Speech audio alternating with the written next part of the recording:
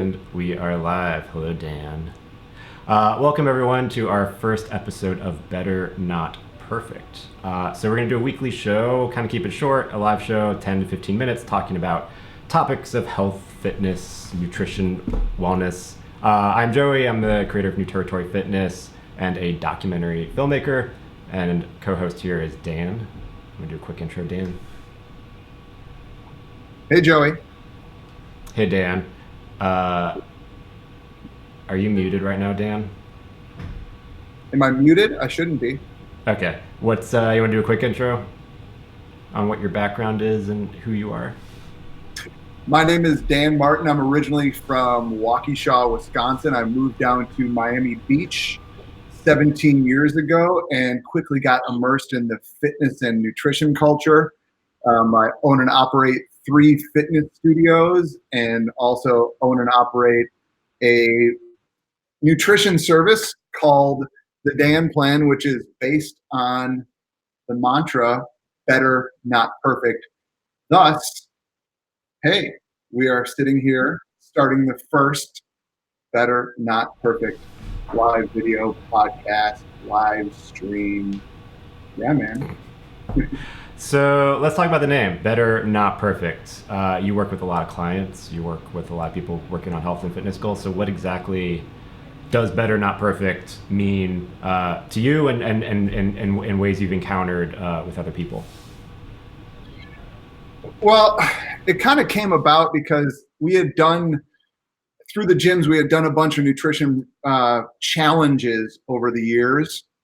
And what I found was a lot of times when it was done, either like after 30 days or after 6 weeks or whatever the time frame was, people would have this extreme fall off. And I think it was because everybody was trying to nail it perfectly. And then there would always be this point when we got done where it would be like, okay, yay, we're finished. Let's go eat cake and ice cream and a whole pizza and ruin all the progress that we've made. So in the past couple of years, I've really focused in on nutrition because without that, you're not going to get very far with fitness, lifestyle change, and all that stuff. And it just was something that I started saying to people because they'd come to me and they'd be like, oh, I totally screwed up. I totally fell off. I don't know what to do. And I would make the comment, better, not perfect. And people would be like, oh man, that just makes so much sense to me. Because people oftentimes have these huge feelings of guilt when they make a mistake, a quote unquote mistake, or they cheat or they fall off or whatever it is. And it's really about the whole better, not perfect mindset is about embodying the fact that you're never going to be able to do it perfect. Like life is not something that you're going to do perfect. Nutrition is not something that you're going to be able to do perfectly. And as soon as you recognize that and realize that it is about better and not perfect, people start making these huge leaps and start having huge amounts of progress because of it. Yeah, I've definitely been stuck in that hole with the mindset of like if I've done paleo or some other kind of like diet program or something that I'm like focusing on eating certain foods or not eating certain foods. And if there's like a mess up or a mistake, I kind of get in that mentality of like, well, all right, I had the like bread today, so screw it. I guess like I'm just gonna throw this day away, and it kind of gets into that like all or nothing mentality instead of gradual improvements or just focusing on something to better not perfect and like focusing on like it's like all right, well maybe this one time this happened, but it's like I can still reclaim the day, I can still reclaim the next meal and the next thing that I eat, and I have control over that. Yeah. So we can talk a little bit more. So I mean, better not perfect. Would you find that also kind of applies not just to eating but other aspects in health and wellness? Sorry, say again. You were kind of breaking up there at the end. Sorry. So better not perfect. Would you say besides with eating habits, does that apply to other, like where else does that apply to other aspects in life? Oh, everywhere. I mean, for me, I look at people's health, fitness, nutrition all as one thing. You can't have just great nutrition and not have the exercise component, the sleep component, the hydration component. They all have to work together. And I find when people have the mindset of just doing something, just getting it done. Like I was talking to somebody yesterday. What's up, Sebastian? And he was like, "Man, I feel like I'm not really doing it because I'm not exercising, right? I'm as much as I should be, or as much as I want to be." And my suggestion for him was today, do 10 squats and do 10 push-ups. And that's the only box that you have to check, right? It doesn't need to be this huge, amazing workout that you do. It doesn't need to take you 2 hours.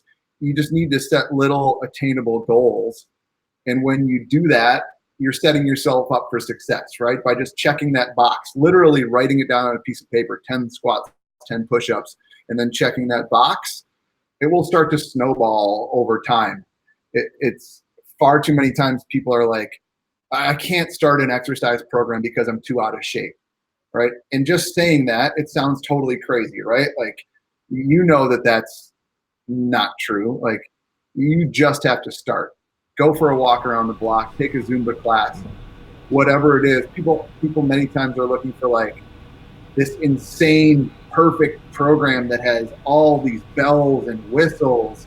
And when I'm like, walk around the block, do 10 push-ups, 10 squats, people are like, wow, what?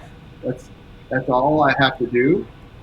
And yeah, that's really all you have to do is just start. Like, you don't need to do a bunch of crazy barbell movements or these complex movements. Or like, I'm gonna ruffle some feathers, but all the crap you see on Instagram now, where it's like these flow pieces and these hyper complex things where like these fitness models are like, here's me doing another trick exercise. Like, okay, great, that's really cool, but that's not what people need. People need basics, they need fundamentals, they need foundations, and they need to understand that that fitness model on Instagram didn't get to where they are in 1 or 100 perfect sessions. There's a heck of a lot of mistakes, and changing training protocols and changing dietary patterns. Like for me, it's been 15 years that I've been doing this stuff on myself. You know, my path to fitness started 15 years ago with a wake-up call, and it definitely has not been perfect. I look back and I've done a lot of stuff that I wish I hadn't done, but each one of those experiences led me to where I'm at now, which is getting better and honing in and, you know, doing less but getting more out of it. Yeah, when I see like different Instagram posts and other things of like complex like kettlebell movements that are like a combination of like that look more like choreography than just like a basic weightlifting movement, it's like, you know, I feel like it's more of like an Instagram post where it's like, to be relevant, they kind of got to like come up with some fancy new movement besides, because the basics aren't that sexy, but they work, of just like presses and squats and kettlebell swings and just like the basic stuff that's been around forever because it works. And then you see these kind of fancy movements and fancy posts, and they're doing it because they need either new movement or something to share, and it also takes a lot more practice for that. And if you like were to try to do that from like zero, chance of injury is probably a lot higher. You can't put a 10K run on Instagram and make it look sexy, right? That's why I like the barbell snatch and the Olympic lifts, in my mind, gain so much popularity because they're really easy to film and put on Instagram, and they have this wow factor. Right? People are like, wow, you're doing this crazy thing. Or like, yeah, you did especially like hook grip is shot in super slow motion, epic music, you know, like going to battle. Don't get me wrong, like that stuff is cool. And I'm a big fan of all things fitness related. I think a lot of times in the fitness world, we end up arguing too much about what the best protocol is instead of agreeing on the fact that there just needs to be more activity in general population. Like, we're pushing towards 50% obesity in this country. I think we'd be better served, instead of fighting about whether CrossFit is the best plan or, you know, periodized strength training is the best plan, running is the best plan. I think we'd be much better served just to say, hey, move a little bit more.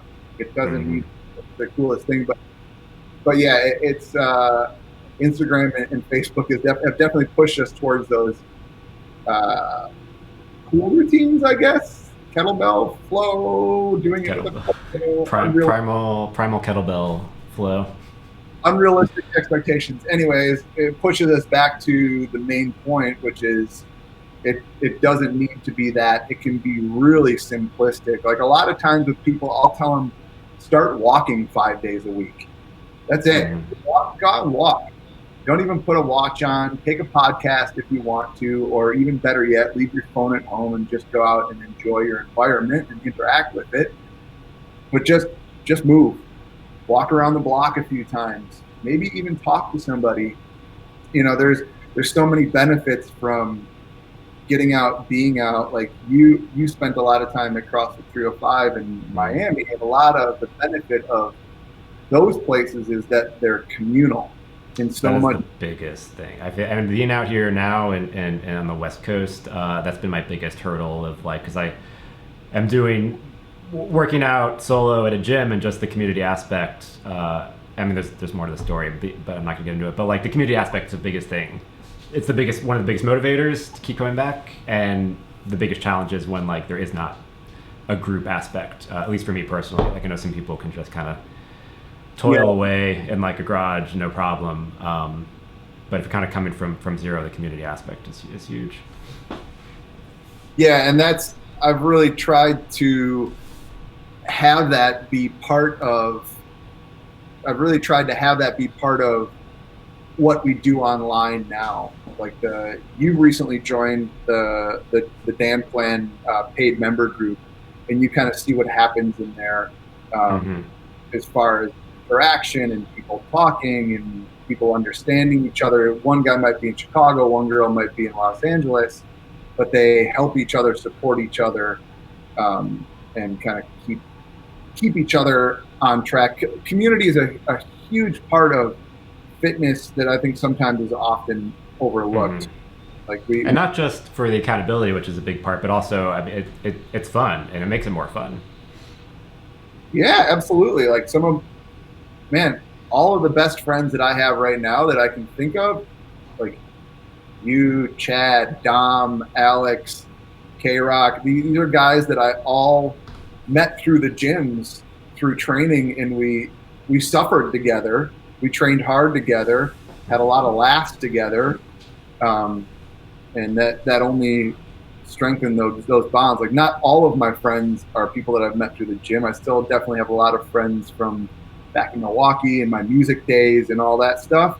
But there is definitely something to be said for having that community of like-minded people who are helping you push towards the end goal, which is really live another 50 years, 60 years. I don't know if you're lucky. And be functional, not just living, but being able to live.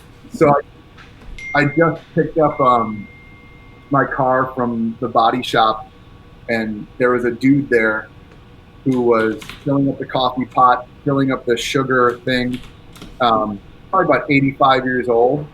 And he's picking up the trash and doing little things and helping people out with their cars. And he looks at me and he goes, "You a runner?" And I go, yeah, I've been running a lot lately. And he goes, "Yeah, me too." He's kind of bent over, but still looks healthy, definitely looks healthy.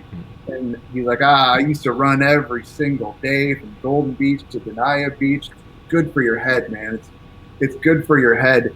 And I mean, we had the Raven in South Beach every single day for 20 years, 30 years. This guy turns out to be the owner of the body shop, right? He's the owner who's just in there digging around, keeping himself healthy.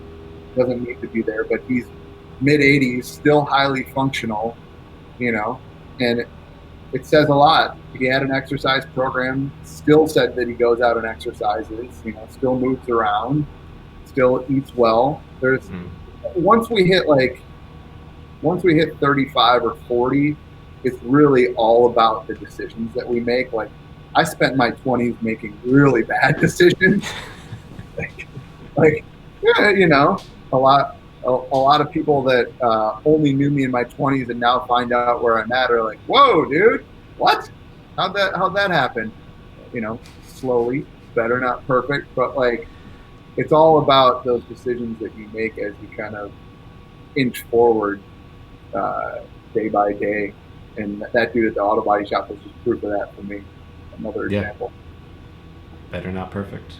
Cool. Well, I think we should wrap it up there. Any closing thoughts?